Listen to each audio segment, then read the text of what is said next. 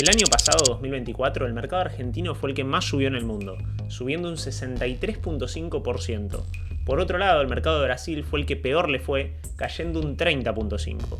La pregunta es, ¿por qué este video trata de Brasil si es el mercado que peor le está yendo?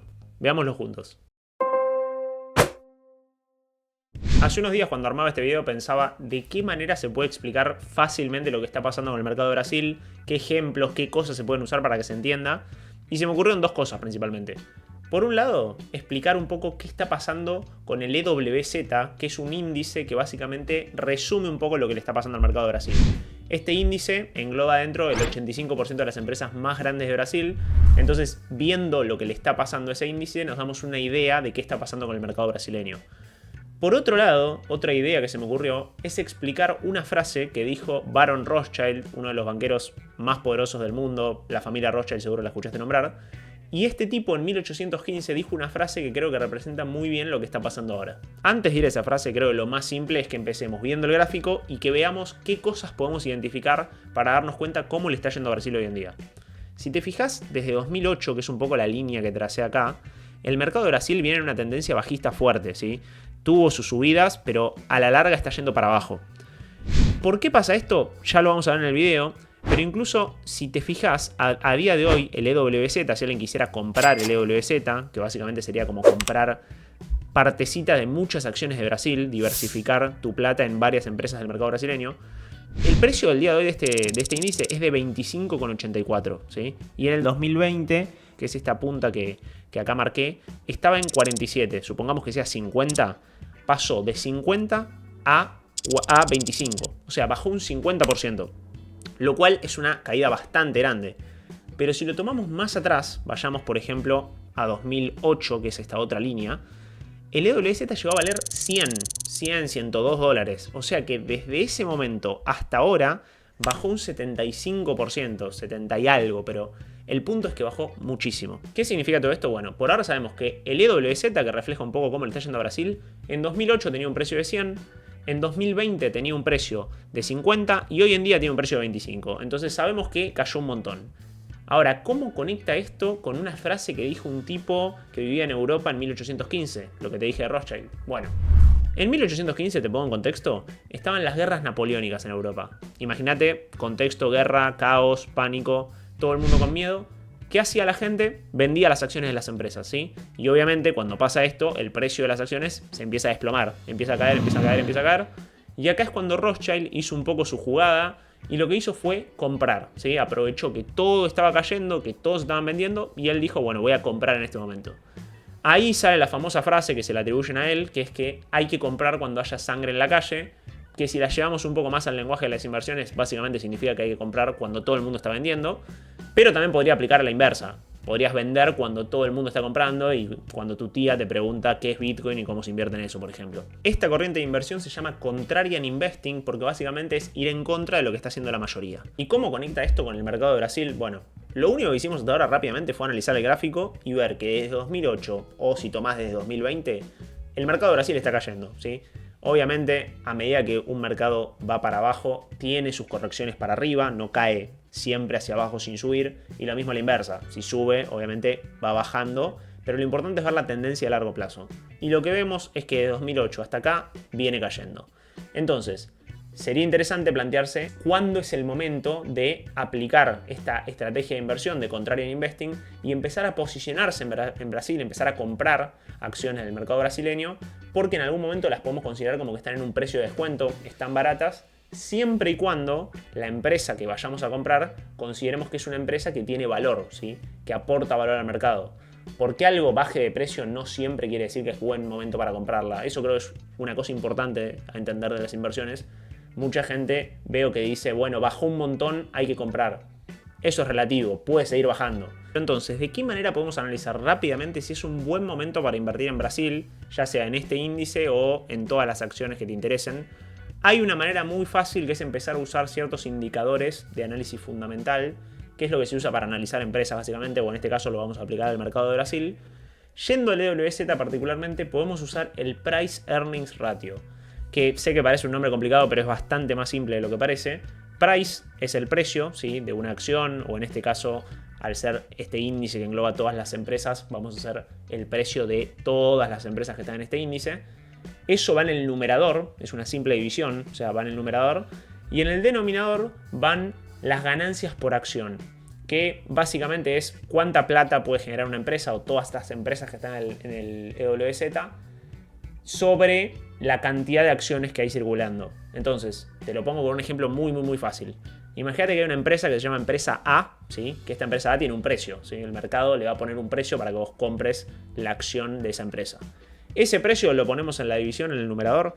En el denominador calculamos, que en realidad ni hace falta calcularlo, hoy en día lo podés entrar a internet y te aparece, pero calculamos cuántas ganancias genera esa empresa por cada acción que tiene dando vueltas, y ahí tenés el price earnings. Haces la división y te va a dar un número, ¿sí? Entonces, yendo al EWZ, lo que podemos ver es que a día de hoy tiene un price earnings de 9,90, ¿sí?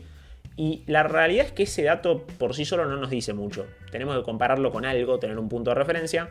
Y lo que podemos hacer es hacer el mismo ejercicio que hicimos recién con el precio del índice del EWZ, pero hagámoslo con el price earnings, ¿sí?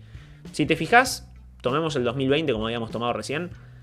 El price earnings de hoy en día, que es de 9,90, si lo comparamos con 2020, en ese año tenía un 17,43, ¿sí? Entonces bajó un montón el price earnings. Cuando el price earnings baja es porque, de nuevo, al ser una división, lo que pudo haber pasado es que el numerador, por ejemplo, se achicó, o sea, el precio de las acciones cayó, que es un poco, va con la lógica que vimos en el gráfico, de que hay una tendencia bajista.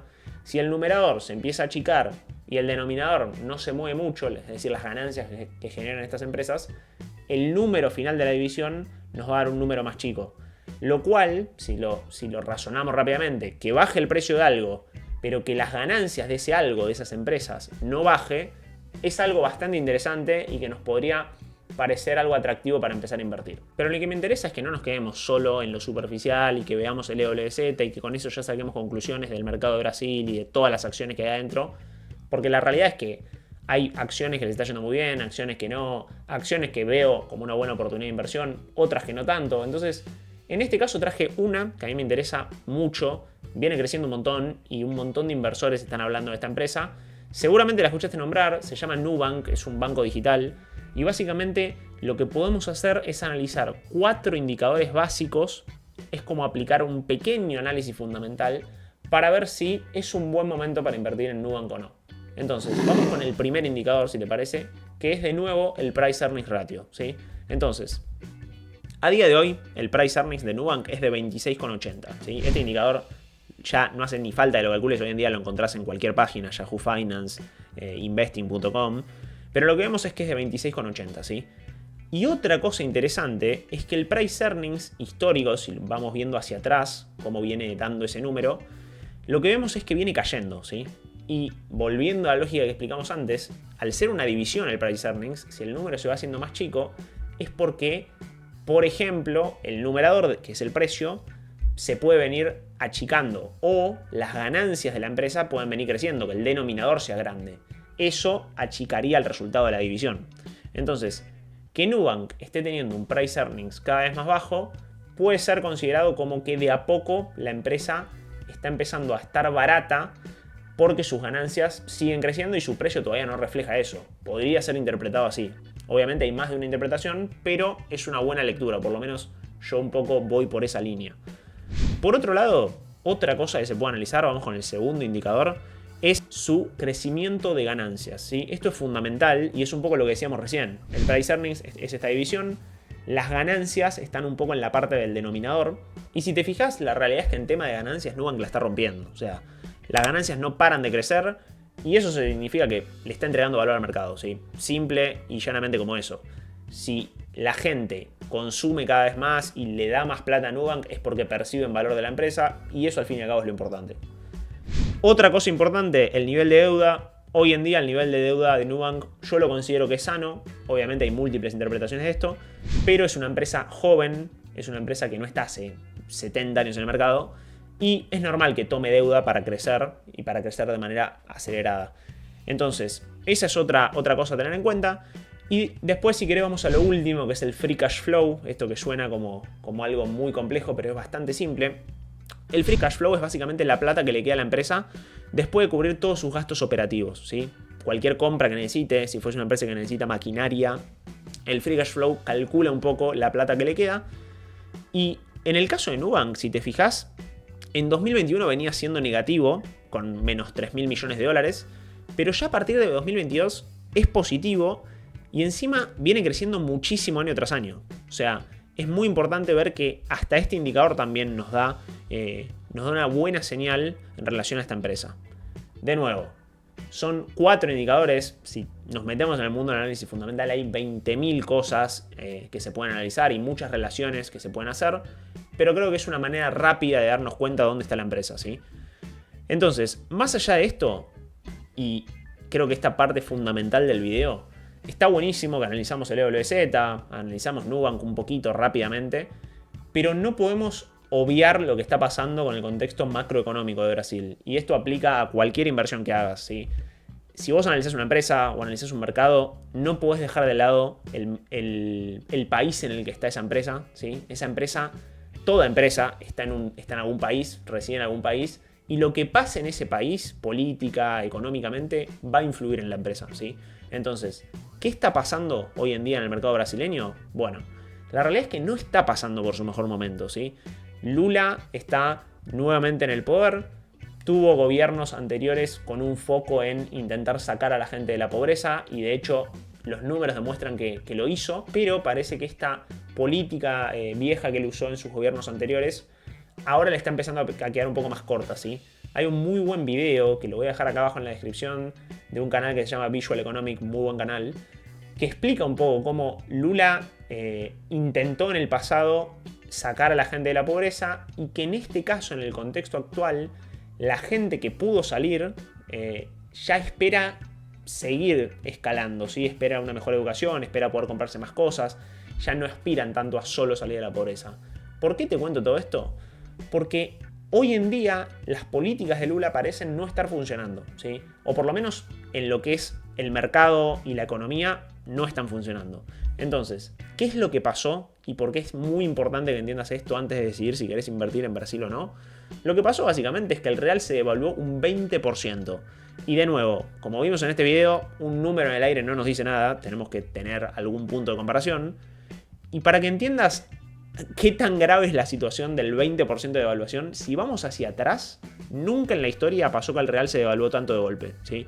Un 20% de devaluación del real es un montón, y lo que hizo el Banco Central de Brasil para evitar que el dólar supere la barrera de los 6,20 reales fue salir a vender reservas, ¿sí? El Banco Central tenía dólares, ofreció esos dólares al mercado, ahora que hay más dólares ya no es tan escaso el dólar, entonces el real no se devalúa tanto contra el dólar. En resumen, explicado de manera muy simple. Entonces, ¿cuál es el problema de esto? Que el Banco Central salió a vender 32.500 millones de dólares, lo cual es un montón. Es el 13% de sus reservas totales en dólares, ¿sí? Es una locura. Obviamente están intentando contener un poco así la devaluación, pero eso es lo que explica un poco el 20% de devaluación que sufrió el real brasileño. Otra cosa a considerar, acá tengo el dato y es increíble, la tasa de interés de Brasil sigue altísima, o sea, está en un 13% más o menos, y esto significa que toda deuda que tiene que pagar el gobierno va a tener que pagarla con un 13% de interés, ¿sí? Deuda puede ser que emitió un bono y después tiene que pagar esa deuda. Bueno, con una tasa tan alta, obviamente va a tener que poder juntar más plata a algún lado o achicar el gasto público, que no parece ser la idea, para poder pagar esa deuda. Y si vamos a la parte del gasto, hay un déficit del 8 o 9%, está ahí entre 8 y 9% del PBI en déficit. O sea, todavía ni siquiera es que está ganando más plata de la que le ingresa. Entonces, económicamente no están haciendo las cosas muy bien. Veamos si lo corrigen en el corto plazo. No lo veo muy factible. Y todavía quedan 2 años de mandato. Esto no es tomando postura política. Cada uno opinará lo que opine. Pero me parece interesante que tengas esto en cuenta antes de decidir si querés invertir en Brasil o no.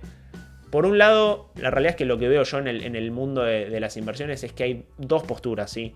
Hay gente que piensa que es una gran oportunidad ahora Brasil y hay que invertir ahí porque las valuaciones de las empresas, como vimos, parecen estar atractivas, parece estar todo en precios de descuento. pero por el otro lado la economía te dice que no pongas un mango en Brasil. Entonces, bueno, cada uno tomará su decisión. Te cuento si querés lo que estoy haciendo yo. Lo que estoy haciendo es de a poco empezar a mirar Brasil con buenos ojos, ¿sí? Y empezar a hacer compras de a poquito, ¿sí? Puede ser mes a mes, semana a semana.